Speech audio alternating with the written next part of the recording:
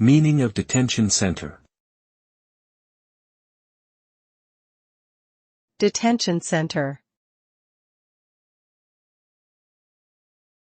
Detention center. Detention center.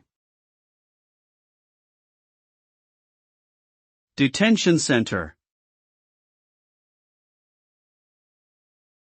A detention center is a facility used to confine individuals who are waiting for immigration processing, trial or sentencing, or other legal proceedings.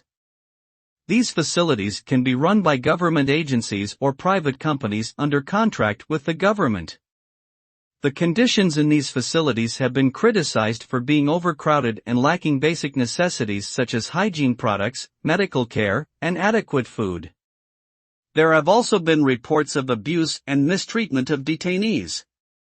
The use of detention centers is a contentious issue, with advocates arguing for their necessity in ensuring border control and opponents calling for alternative solutions.